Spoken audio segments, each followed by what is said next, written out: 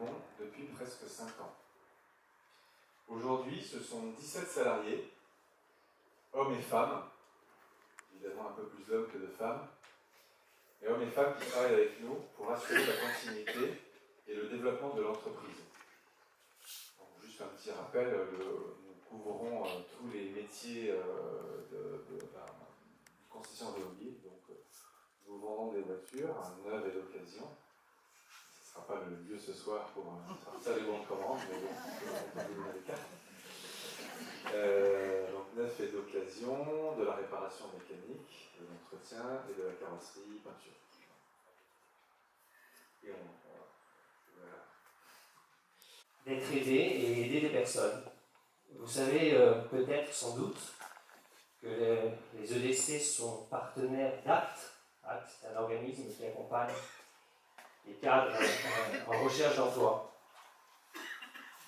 Je vais vous présenter quelqu'un ce soir que j'ai reçu, qui m'a touché par sa détresse, parce qu'il cherche un travail depuis longtemps, qu'il est en fin de droit. C'est un frère chrétien, et on n'a pas le droit de ne pas l'aider. Ludovic, tu peux venir, s'il te plaît. Encouragez-le, c'est parti.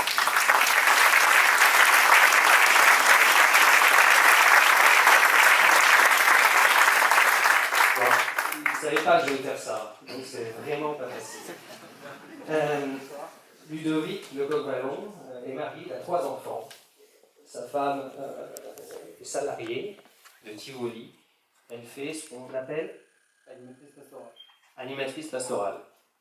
Alors voilà, je fais venir Ludovic parce qu'il a besoin de travailler, de retrouver sa dignité. Et je pense que les EDC ce soir vont t'aider. Et moi, je fais le serment qu'avant Noël, tu retrouveras un travail. On ne peut pas accepter qu'un garçon bien comme lui soit en dehors du marché du travail. Donc Ludovic, c'est quelqu'un qui est loyal, c'est quelqu'un qui se donnera sans compter, c'est quelqu'un qui a des compétences commerciales, c'est quelqu'un qui a des compétences de logistique. Il a parfois, comme moi d'ailleurs, pris des routes risquées qui l'ont amené en fin de droit, chômage, puisqu'il touche aujourd'hui 190 €. Je suis cash, je dis tout. Je dois dire que moi, lorsque j'ai échoué, lorsque je me suis trompé, des gens se sont levés, m'ont aidé, m'ont sorti d'affaires, et on va faire la même chose pour toi. Donc ce soir, si vous voyez Ludovic, vous êtes peut-être en recherche de compétences, il est une compétence, ou vous connaissez sans doute, c'est parce que c'est pas possible qu'il n'ait pas un rendez-vous dans la semaine qui vient avec quelqu'un d'entre nous, ou un ami, ou un de nos amis. Si ça n'arrive pas avec les EDC, je remets en question tout le mouvement. Ludovic, je te remercie d'être venu et compte sur nous.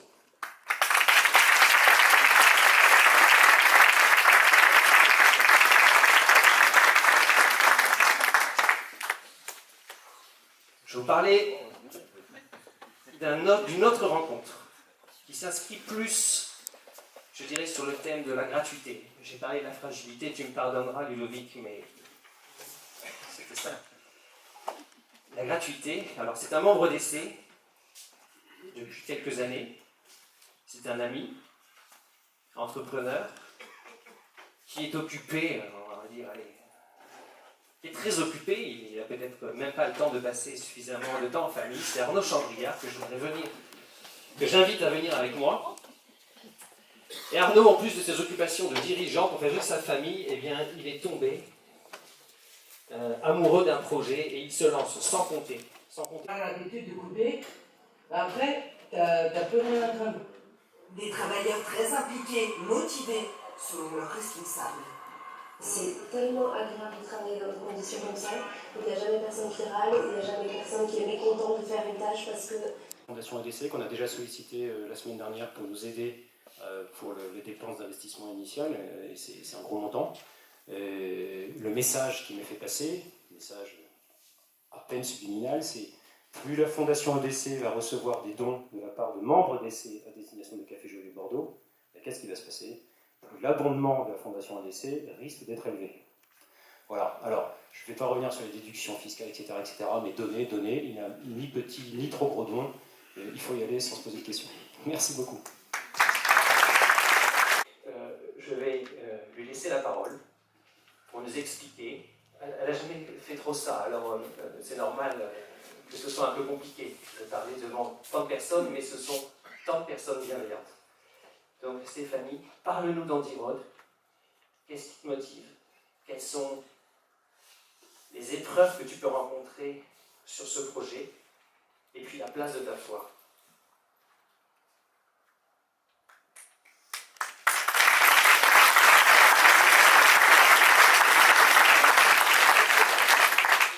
En tout cas, tout ce que ma famille détestait, effectivement, être une fille, être handicapée. Et puis voilà, tout ce rejet autour de la personne imparfaite, vulnérable, fragile, qu'il faut absolument éliminer, quoi qu'il arrive. Donc grâce à ça, et grâce à ce discours, en fait, qui était a priori effrayant, moi ça m'a donné envie de parcourir le monde, puisque toutes les personnes de couleurs différentes étaient évidemment éliminées, également. Donc je suis allée faire de l'international pour découvrir et m'émerveiller de tous les talents qui peuvent exister sur Terre. Et pour moi, ça a été une nourriture juste extraordinaire de voir tout ce qu'on pouvait faire à l'interculturel, de voir qu'en chaque être humain, quoi qu'il arrive, il y a toujours des choses merveilleuses, et de réussir à faire en sorte que les gens s'entendent, se reconnaissent, se respectent, s'apprécient et apprennent à travailler ensemble, au-delà de tous les préjugés, de tous les a priori. Voilà, c'est quelque chose qui m'a beaucoup nourri et qui m'a toujours voilà, donné envie de continuer sur ce challenge aussi. Donc c'est comme ça que je travaille à l'international et au conseil à l'accompagnement, parce que j'ose le dire, mais voilà, j'adore l'être humain. Je suis voilà, quelqu'un qui aime voilà, l'être humain dans toutes ses dimensions, et j'avais besoin d'aller à leur rencontre au quotidien, d'emmener des équipes, d'emmener des projets, dans la bienveillance, dans l'écoute. Donc j'ai rencontré, au-delà de toutes les communautés qui m'ont accompagnée, mais certaines, entre autres, comme l'Opus Dei ou comme la communauté Saint-Martin, qui m'ont voilà, beaucoup nourri et éclairé sur la doctrine sociale de l'Église, et ça a fait résonance dans voilà, tout mon projet de vie. Donc j'ai toujours été sous ce regard bienveillant et qui correspondait parfaitement à ce que j'éprouvais sans savoir forcément mettre les mots dessus. Mais toujours voilà, assez en discrétion et en mettant invisible sur pas mal de problématiques pour ne pas déranger. Voilà, j'ai vécu, on va dire, dans l'inconscient familial et même collectif de manière invisible, parce que non seulement il ne fallait pas être en vérité pour ne pas déranger et pour ne pas faire honte aux gens de ce que j'étais. Donc ça a été aussi une lutte sur pas mal de choses. Et le fait moi d'avoir envie de lutter contre les préjugés, contre les a priori, c'était pas tant pour moi, parce que curieusement je me sentais pas si concernée que ça, que pour les autres, et pour être très vigilant à l'être humain, à sa vulnérabilité, à sa différence, que moi je trouvais être une sorte, enfin une richesse absolue. Le projet que je porte, Andirode, bravo Martha, alors c'est un projet qui est venu d'un constat très simple à la base, mais qui en fait est extrêmement riche, parce qu'il traverse plein d'écosystèmes. Il concerne la personne vulnérable, mais dans son quotidien, c'est-à-dire comment moi au quotidien je vais chercher mon filet. C'est à l'école si j'ai une crise de paralysie, parce que j'en ai pas tout le temps, mais j'en ai assez régulièrement. Comment est-ce que je vais faire mes courses, donc comment je nourris ma famille, comment je peux accéder à l'emploi, aux études, à la santé. Donc c'est un projet qui concerne deux cibles, mais qui sont absolument indissociables à cause de la vulnérabilité. C'est la personne vulnérable, la PMR, donc la personne âgée voilà, qui a besoin d'aller retirer de l'argent, d'aller chez le coiffeur, la femme enceinte qui a du mal à se déplacer, avec ses sacs de courses, sa poussette et ses enfants. C'est la personne handicapée occasionnellement, et tant mieux pour elle, qui se casse la jambe et qui a un problème de mobilité également. Donc voilà, toutes les personnes à mobilité réduite, y compris, je suis allée à une session de l'ECH en juillet, les personnes avec d'autres types de handicap, qui vont suivre un papillon au lieu d'aller chercher le pain et qu'il faut retrouver. Donc les dents, c'est les dents familiales, c'est les dents amicales, c'est les dents professionnelles, les dents de santé. Donc ça représente les PME à 25 millions de personnes en France, et les aidants, c'est 4 à 5 fois plus. Et ces personnes-là, au quotidien, ont besoin de s'organiser, ont besoin de trouver des solutions pour me permettre à moi de garder une certaine, entre guillemets, efficacité, si on peut dire, mais à leur dépens aussi. Donc ces aidants, ils sont très nombreux, ils ont besoin d'être soutenus, ils ont besoin d'avoir de l'info au quotidien, de savoir, voilà, comment sécuriser mon trajet, est-ce que ici, voilà, c'est accessible, est-ce que je vais avoir besoin d'aide sur place, donc voilà, c'est un projet d'application mobile.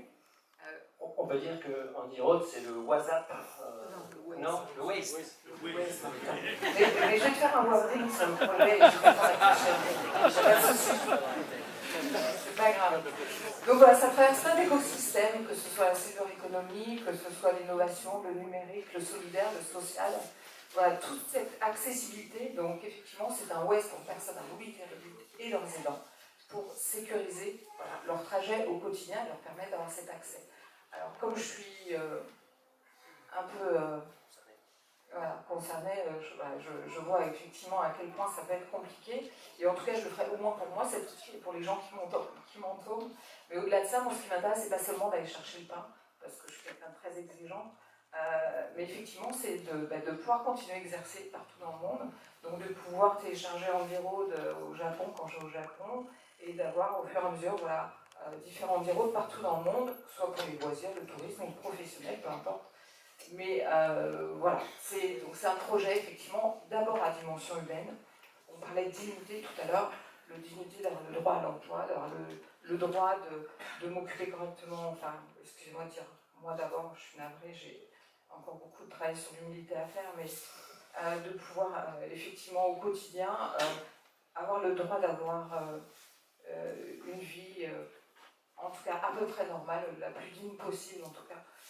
Voilà, et je le fais, alors ça peut paraître curieux et parce qu'on ne connaissait pas, mais je le fais vraiment pas pour moi, mais parce que la notion de bien commun, et je me dis si mon réseau, si mes, entre guillemets, modestes compétences peuvent aider ce projet à émerger, au moins à communiquer et à essayer un peu, non pas de casser le code, mais de faire bouger et avancer les limites sur toutes ces problématiques-là, déjà ça sera très très bien. Voilà, je vous remercie pour l'accueil que vous me réservez. Et donc c'est parfait. C'est pas fini, j'ai l'impression. Non, mais j'ai une dernière question, après j'ai une dernière rencontre à vous faire partager. Pardon pour le retard. C'est quoi l'importance de la foi? Alors, c'est voilà, très très personnel. La foi, c'est juste un pur bonheur pour moi. C'est voilà, depuis que je suis toute petite, j'étais dans un milieu pas du tout croyant, mais bien pire vis-à-vis de la religion en général, et catholique particulièrement. La foi, c'est ce qui me nourrit, c'est ce qui m'a fait vivre, c'est ce qui me rend heureuse, c'est ce qui me guide. Je fais de la stratégie et pourtant ma boussole, c'est pas la stratégie et c'est celle en tout cas du tout-puissant, ça c'est clair, de me mettre sous son regard, d'être dans l'abandon, de lui faire confiance au quotidien, de m'émerveiller effectivement de tout ce qu'il m'offre et de toutes les grâces que je reçois et que j'ai reçues depuis que je suis toute petite parce que j'ai été très très gâtée. Voilà, je remplace tous les jours et voilà, c'est pas mon sang, mais c'est mon cœur, c'est ma vie, c'est ma respiration quotidienne, même voilà, minute par minute. Merci Stéphanie.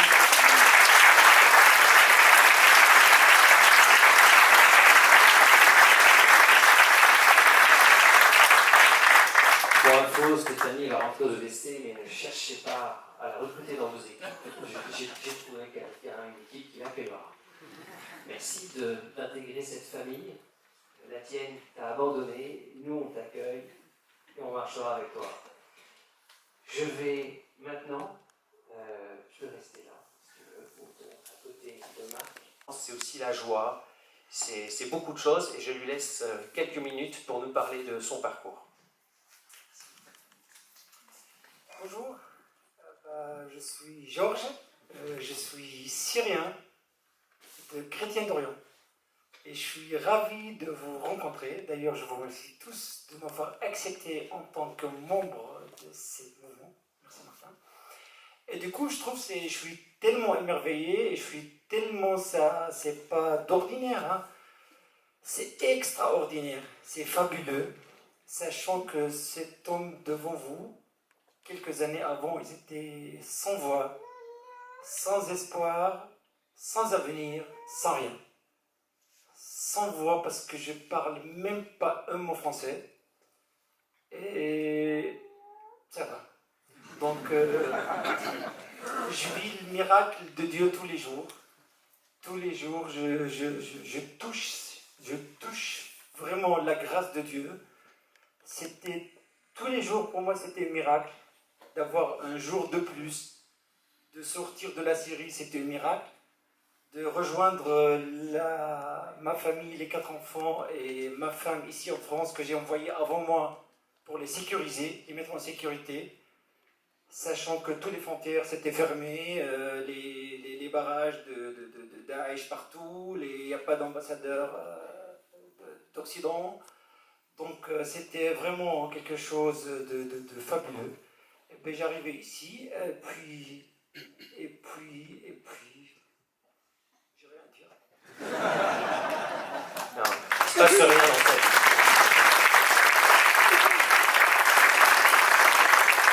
Alors, juste dernière question.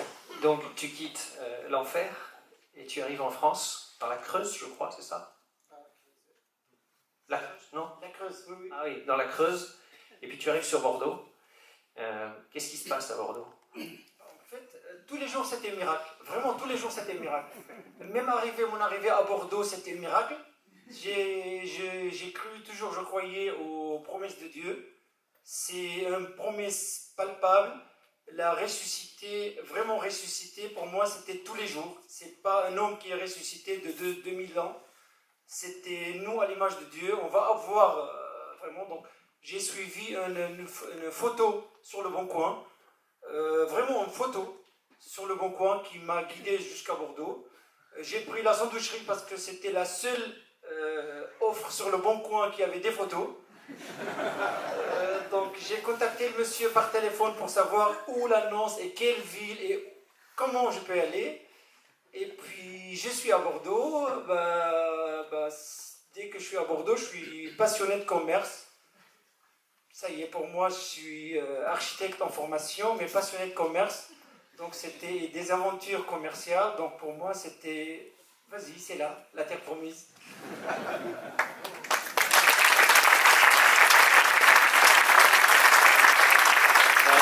Merci Georges. Écoute, ça doit être horriblement difficile de quitter son pays, sa terre, sa patrie, ses odeurs, ses coutumes, ses cousins. J'espère qu'aux Odyssées, tu retrouveras un petit peu de cette chaleur. Merci.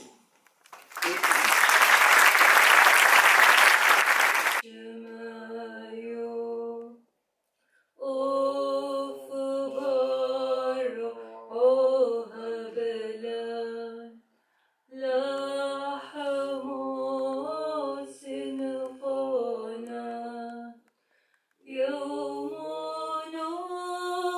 وشبق